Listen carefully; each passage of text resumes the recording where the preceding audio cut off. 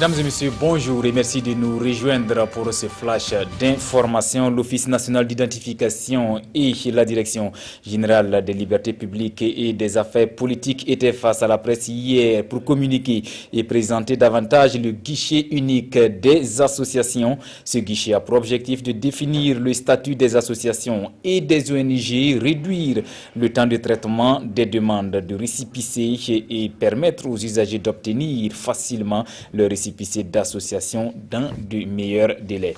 Et puis la session 2016 des concours directs de la fonction publique tire vers sa fin et les candidats le confirment. Cette année, des changements ont été apportés dans l'élaboration des épreuves. Visiblement, il y a plus de tests de niveau que de tests psychotechniques dans la plupart des épreuves, ce qui est positivement apprécié par les candidats qui souhaitent par ailleurs qu'il en soit ainsi les années à venir, car pour eux, les tests psychotechniques ne reflètent pas leur niveau réel.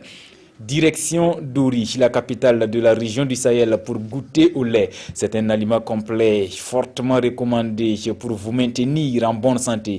Le lait et ses dérivés tels le yaourt et le gapal sont des aliments de plus en plus prisés par les Burkinabés. Et comme vous le voyez en image, nous nous intéressons au processus de production du yaourt et du gapal made in Dori.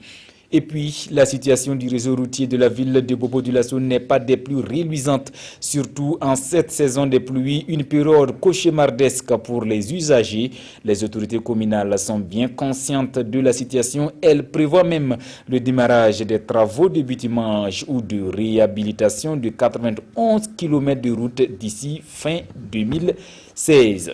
On termine ce flash avec les journées culturelles burkinabées en Côte d'Ivoire, tenues fin juillet à Abidjan. C'est une initiative du ministère de la Culture, des Arts et du Tourisme pour mieux valoriser la culture burkinabé dans ce pays voisin. Une vingtaine d'artistes musiciens des Burkinabés, mais aussi des Ivoiriens ont été sollicités à l'occasion. Ce rendez-vous a également été marqué par des expositions de produits made in Burkina. Hier, vendredi, dans l'après-midi, le département de Tahirou Bari a fait le bilan de ces journées culturelles aux hommes de médias. Un bilan qu'il juge satisfaisant au regard de la mobilisation de nos compatriotes pour la manifestation.